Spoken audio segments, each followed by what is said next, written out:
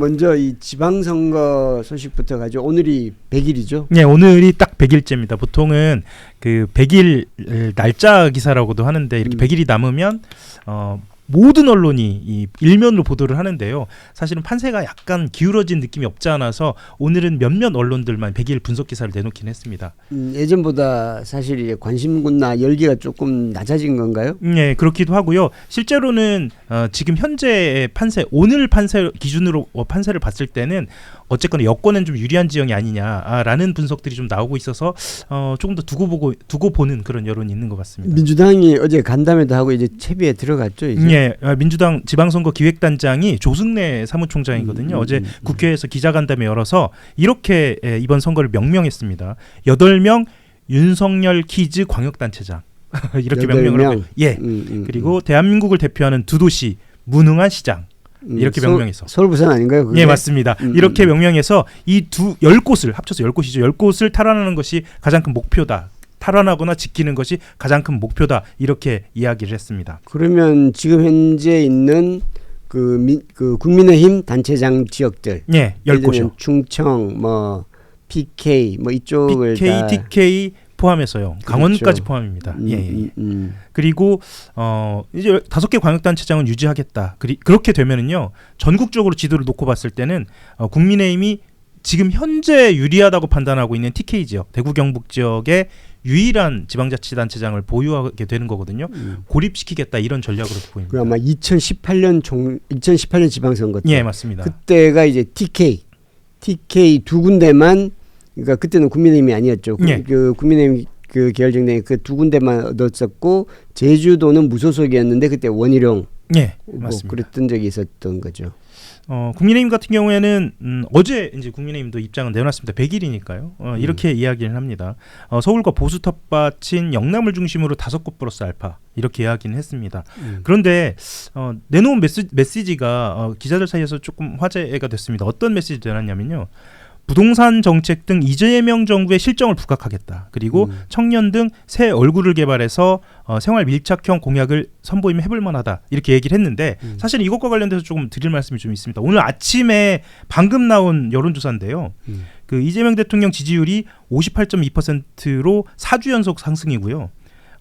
핵심적으로 이 지지율을 견인하는 이유가 코스피와 부동산입니다.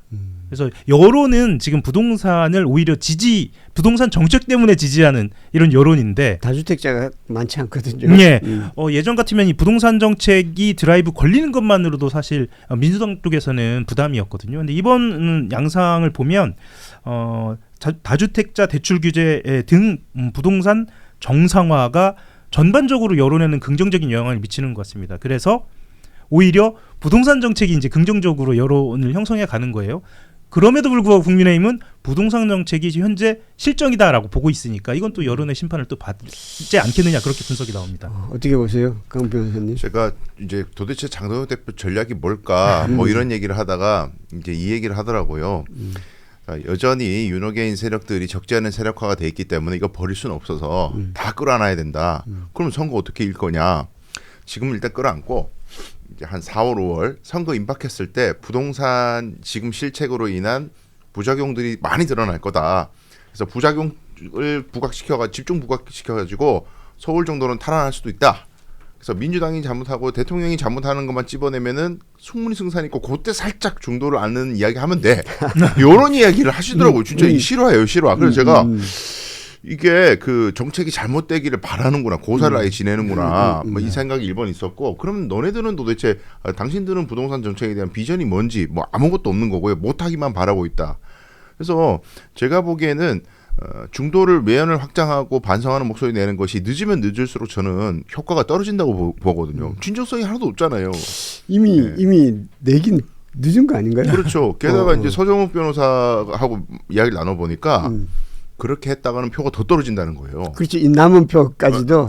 이제 그래서 지금은 되돌이킬 수가 없다는 거예요. 그러니까 이제 주식으로 비유를 하자면 떨어지기 시작할 때 손절을 빨리 했었어야 되는데 손절을 계속 못 하고 있다가 지금 매몰 비용이 엄청 생겨버린 거죠. 지금 와서 잘라버리면 손해를 왕창 보기 때문에 못 잘라, 그냥 냅둬야 돼. 그 손절을 못 하겠어. 뭐 이 얘기만 하는 건데 그럼 같이 이제 나락으로 떨어지는 거죠, 사실. 지금 현재 판세를 보면. 그 국민의힘이 절대적으로 불리한 상황 아닙니까? 여론조사라든지 네, 이런 여론조사가 대체적으로 그런한데요. 그 MBC 여론조사부터 한번 말씀을 드리면 14일 날 발표된 내용입니다. 국정운영 지지도 이재명 대통령의 국정운영 지지도는 64%고요. 민주당 지지율 같은 경우는 46%여서 국민의힘을 더블스코어 국민의힘이 23%거든요. 더블스코어로 앞서 있습니다. 이렇게까지 차이가 많이 났던 적은 잘 없었던 것 같은데. 그래서 이제 국민의힘이 주로 제대로 봐야 한다는 게 리얼미터거든요. 리얼미터 오늘 나온 걸 보면은 사실은 더불어민주당 같은 경우에는 48.6% 거의 절반이고요. 국민의힘은 32.6%예요. 그러니까 본인들이 유리하다. 때로는 국민의힘이 40% 가까이 나온 적도 있었어요. 그래서 ARS이기 때문에 정말 적극적인 사람만 응답하는 거거든요. 맞습니다. 그래서 사실은 국민의힘에서 리얼미터를 보자라고 했는데 그것 또한 지금 오차범위 밖으로 벌어진 상태고 사실은 이제 주목할 만한 대목도 좀 있습니다. 서울은 5.5%포인트 올랐습니다. 리얼미터에서? 네, 리얼미터에서요. 그리고 인천 경기도 올랐고요. 특히나 보수층에서 오르기 시작했어요. 3.7%포인트 올랐거든요. 이런 부분들을 볼 때는 지금 국민의힘이 이 시간을 두고 지켜보는 상황 그러니까 대책 없이 지켜보면 우리의 시간이 오지 않을까라는 상황으로 보기에는 약간 국민의힘 쪽으로는 암울하게 되어가고 있는 그런 여론의 흐름으로 보입니다. 그 장동혁 대표가 지난주에 이제 조선일보하고 인터뷰였나요? 예. 거기 보면 딱 그 지적한 게 있어요. 서울하고 부산. 예. 그래서 서울, 부산 이기면 지방선거에 이겼다고 본다. 예. 그러니까 이제 어차피 전체적인 판세에서 이기기는 힘들다고는 생각하고 있고 서울, 부산 이기면 된다라는 생각을 하고 있는데 그게 가능한가요? 지금 서울은 어떤가요? 이것도 KBS 여론조사 결과 한번 소개를 해드리겠습니다. 그러니까 서울시장 양자 대결을 보면 정원호 구청장을 대표적으로 좀 말씀을 드리겠습니다. 그 44%가 지금 나오고 있고요. 오세훈 시장이 31%가 나와 있어서 오차범위 바뀝니다. 그러니까요. 예, 다만 MBC 같은 경우에는 아까 말씀드린 여론조사인데 정구청장이 40%, 오세훈 시장이 36% 포인트여서 36% 포인트여서 오차범위 내 접전이거든요. 뭐 이것을 두고 일단은 민주당이 좀 유리하다라고 보는 쪽도 있고요. 오차범위 내 접전이 있고 최근 들어서 이제 흔히 말하는 샤이표, 샤이보수표가 중도로 지금 흡수된 상태고 부동으로 흡수된 상태여서 좀 두고 봐야 한다는 분석도 좀 나옵니다. 늘 이렇게 이제 열세일 때는 샤이표를 얘기하죠. 맞습니다. 근데 변호사님은 이게 서울 쪽은 어떻게 보십니까? 이제 서울은 가장 큰 변수가 이제 나갈 사람이 없다는 거 아니겠어요? 국민의힘 입장에서는 그 현역 의원 배지를 떼고서라도 과감하게 출마 선언을 할 수 있는 사람이 몇이나 되겠느냐. 그래서 현실적으로는 지금 현역 중에서는 쉽지 않고 뭐 신동우 의원 얘기가 나오던데 본인이 안 나갈이라는 이야기가 많고 윤희숙 전 의원 정도 뭐 이야기가 겨우 있고 그래서 사실상 오세훈을 패전 투수로 패전 처리조로 사용하는 거 아니냐 이런 얘기가 있는 거죠. 부산은 제가 얘기를 들어보니 주진우 의원이 뭐 야심을 갖고 있다고 해요. 뭐 실제적으로 도와달라고 연락도 많이 하고 있다고 하는데 주진우 의원이 나가게 되면은 부산 선거는 더 저는 국민의힘이 어려워질 거라고 생각해요. 그러니까 뭔가 개혁적인 이야기를 하기보다는 겨우 이제 또 당원들에게 기대 가지고 경선을 일단 뚫어야 되니까 더 극단화된 메시지를 더 낼 가능성이 있고 이재명 대통령에 대한 비난, 민주당에 대한 비난 뭐 이거에 그냥 올인할 가능성이 저는 있어 보이는데 전재수 이제 전 해양수산부 장관이 그렇게 만만하지 않다. 만만하지 않게 아니라 지금 여론조사에서 오히려 더 앞서고 오차범위 있어서. 넘어서 앞서고 있기 때문에요. 그걸 뭐라 그럴까 그 네거티브로 일반적으로 네거티브로 해가지고 까내릴 수 있는 여론 지형이 지금 아니어서 국민의 입장에서 모두 참 다 불안한데 아까 제가 잠깐 말씀드렸지만 서울 하나에 큰 희망을 거는 것 같아요. 부동산에 예민하기 때문에 서울은 아파트 이쪽에서 잘못되면 서울 표심이 얼마든지 돌아설 수 있고 지난 대선 때에도 적지 않은 표가 왔기 때문에 여기만큼은 수성하면 어디 가서 이제 장동혁 체제를 그대로 유지할 수 있는 명분이 생긴다. 결국 이 사람들은 선거의 승리가 아니라 이 체제를 유지하는 것이 목표이기 때문에 하나만 이기면 된다. 부산은 그리고 원래 전통적으로는 보수세가 강하기 때문에 어쩔 줄 모른다. 요 맥락에서 서울 부산 얘기를 하는 그렇죠. 거지. 사실 구체적인 전략이 있어서 뭐 그런 것 같지는 않아요. 근데 서울에서 이제 부동산 때문에 이제 서울에서 이제 보수 쪽으로 이렇게 많이 넘어갔던 것은 주로 이제 보유세를 올렸을 맞습니다. 때, 종부세 올렸을 때 이제 강남과 그 주변까지 이렇게 확 됐었는데 지금은 부동산 정책을 내놓는데 이게 지금 다주택자 중과세 부분을 그 공격하고 있기 때문에 예. 이게 사실은 보편적이지 않으니까 다주택자는 그렇게 많지 않으니까 예. 그러니까 이게 부동산 정책이 선거에서 미치는 영향이 상대적으로 국민의힘한테 그렇게 유리하게 작동하지 않는 거 아닙니까? 예, 실제로 지금 방금 제가 갖고 들어온 리얼미터 자료만 봐도요.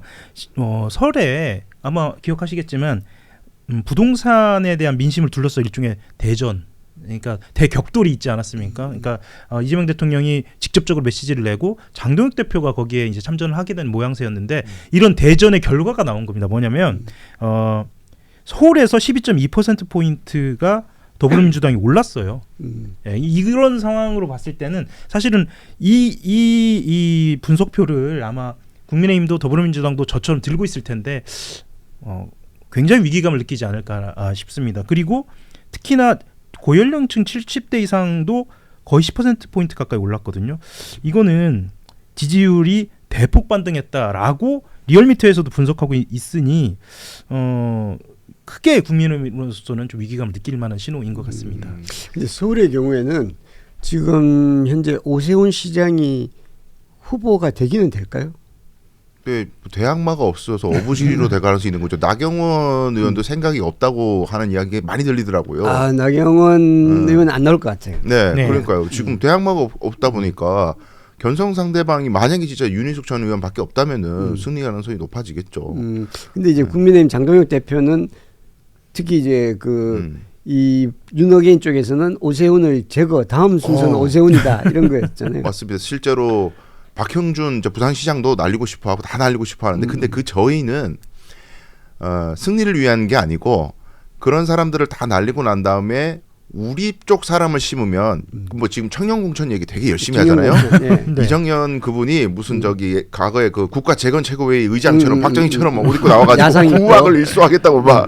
근데 그렇게 해서 청년 위주로 공천하겠다는 건 다름이 아니라 이름도 없이 아직까지 신인에 불과하거나 그냥 야심만 가지고 있는 사람을 갖다가 갑자기 높은 단체장 자리 이런 데 공천을 주면은 자기의 절대 충성 세력이 될 수 있기 때문에 나 빼고 거의 대부분 청년으로 만들어버리면 본인은 제왕이 될 수 있는 거죠. 그러니까 이제 광역단체장 외에도 기초단체장에도 그렇죠. 많이 할 수도 있지 않습니까? 그래서 전체 당 맞습니다. 그래서 전체 당을 자기 아래에 있는 그 조직으로 만들어 버리고 근데 장동혁은 이제 본인이 왕이 되는 게 좋아할지 모르겠지만 진짜 배우 세력인 뭐 고성국 TV나 뭐 이제 유튜브 세력들은 그를 플랫폼으로 이용해서 영향력을 키우려고 하기 때문에 결국 이 당 전체를 뭐 선거를 지게 하더라도 플랫폼을 만들기만 하면 우린 성공이다. 그 생각을 하고 있는 거죠. 그러니까 이게 그 추정입니다. 이게 좀 이정현 위원장이 계속해서 청년 공천 얘기하는 거 봅니까? 광역단체장 외에 기초단체장, 뭐 시의원 뭐 이런 것까지도 이제 막 청년들, 막 20, 30대 청년들 왕창해서 이제 사실 우리가 듣도 보도 못한 그런 분들을 막 하고 그리고 이제 민주당에 대해서는 이제 뭐 586 뭐 그렇게 하고 이제 비판하고 그렇게 하고 아마 이분들 대부분 다 질 거예요. 그리고 지역들도 대부분 다 대구 경북에는 또 자신들 그 기존에 이제 될 만한 사람들 자기들이 하고 나머지 안 되는 데만 이제 청년들 쭉 내보내가지고 맞아요. 대부분 다 지고 그리고 그러면서도 저도 자기들은 명분 얻겠다 이런 생각 아닌가 싶은 생각이 드는데 맞아요. 그런 다음에 결국 다음 이야기는 이제 당협위원장들을 또 쫙 그렇죠. 물갈이하고 그분들을 이제 당협위원장으로 네, 지방선거 나왔던 사람들로 당협위원장을 싹 물갈이한 다음에 당을 완전히 하나의 뭐 관료제나 군사 조직처럼 만든 다음에 이 사람들한테는 가스라이팅하는 거죠. 다음 총선은 너네들 거야. 그러니까 나한테 충성해. 이렇게 얘기할 걸로 보이는데 이렇게 가면 갈수록 뭐 소위 말하는 뭐 친한계라든지 약간 뭐 개혁 보수파라든지 이런 사람들은 창당의 압박으로 갈 수밖에 없을 것 같아요. 그리고 여기서는 이런 식으로 가는데 도저히 공간이 열리지 않는다. 그렇게 판단하면 이제 결국은 분당 내지는 뭐 창당 뭐 그런 게 가지 않겠나 싶어요. 예, 알겠습니다. 이게 뭐 그건 조금 이따 다시 또 얘기하도록 하고 이게 또 지금 강 변호사님 나오셨으니까 대구는 어떻게 되나요? 대구는 그 이진숙에 대한 여론조사 뭐 1위 이 이진숙 얘기에 1위. 대부분 막 주목을 하잖아요. 근데 이걸 제대로 읽어야 되는 게 이진숙이 1위표 나오는 게 사실 저 대구 시민들하고 그냥 얘기를 해보면 이진숙이 누군지를 잘 몰라요. 사실 이진숙이 대구 출신인지도 잘 모를걸요? 몰라요. 네. 뭐 하던 사람인지도 잘 모르고 뭐 국회의원 하던 사람도 아니기 때문에 물론 언론은 탔지만은 근데 왜 이렇게 몰려 있느냐면 결국 이제 유튜브 세력이라고 제가 표현을 자주 하는데 그 사람들 위주로 결집된 표가 거기 가 있는 건데요. 지금 분산돼 있으니까 1위인 거지. 이 사람이 나중에 뭐 결선으로 나가게 되면 예를 들어서 경선에서 이제 결선을 한다 치면 그러면 이거 윤호개인 세력이나 부정선거 세력이나 뭐 유튜브 세력이나 이런 걸로는 안 된다라고 생각하는 사람들은 뭐 예컨대 주호영 의원 같은 사람에게 결집될 수 있단 말이죠. 그건 조직표가 있으니까. 그럼요. 그렇게 되면 이게 경선 결과가 어떻게 될지 모르는 거고 사실 대구 민심이 뭐 윤석열의 석방을 막 간절히 바라고 지금 지방선거 이겨야 윤석열이 석방될 수 있대. 여기에 목숨 거는 사람 거의 없어요. 그렇죠. 사실. 근데 이거를 마치 그 사람들이 굉장히 많은 것처럼 왜곡을 시켜가지고 지금 표를 모으고 있는 건데 그래서 이제 일각에서는 경선에서 결선을 안 할 수도 있다. 그냥 다자구도에서 1위만 그냥 바로 뽑아버리는. 결선 가면 위험하니까. 얼마든지 한다. 국민의힘 그런 짓을. 그럴 수도 있나요? 이게 무슨 대통령 선거도 아니고. 그러니까 룰을 그렇게 만든다는 거죠. 그 끝에 가가지고 여론조사 추이를 보고 잘못했다가는 이거 결선 가면 지겠다고 생각한다면 얼마든지 룰까지 바꿔가면서까지 자기들 세력을 위시한 이준석을 끌어올릴 수도 있다. 그런 얘기 하는 사람도 있더라고요. 실제로 이 국민의힘 분위기가 그대로 반영되는 것이 이제 이것 또한 여론조사거든요. 그러니까 13일에 발표된 이제 한국갤럽 조사 보면은 그러니까 TK 지역의 정당 지지도가 국민의힘과 민주당이 동일합니다. 32%로 동일한 건 제가 봤을 땐 굉장히 이례적인 거의 없는 거죠. 굉장히 물론, 이례적인 일입니다. 물론 투표장에서는 또 이제 다를 수 합니다만은 그리고 또한 지방선거에서 중요한 게 대통령 지지도거든요. 이 대통령의 직무수행 평가도 같은 경우에는 긍정이 49%로 부정 39%보다 높았습니다. 이런 상황에서 민주당에서는 야 대구도 해볼 만한 거다. 그러니까 어제 공식적으로는 사무총장이 대구 빼고 우린 다 이긴다라고 얘기했지만 대구도 해볼 만하다라고 얘기해서 지금 열심히 지금 인물을 찾고 있습니다. 그래서 지난번 저 변호사님 나오셨을 때도 김부겸 총리 전 총리 얘기를 했었는데 실제로 김부겸 전 총리를 내세워야 하는 건 아니냐라고 이제 물밑에서 좀 많이 이야기가 오가는 것으로 알려져 있습니다. 그러니까 이제 대구에서 그나마 민주당이 내세울 수 있는 후보는 지금 현재로서는 김부겸 전 총리밖에 없지 않느냐 이거 아닌가요? 예, 그래서 뭐 사실은 이제 강 변호사 같은 이렇게 신선한 인물도 있겠습니다만 대구가 워낙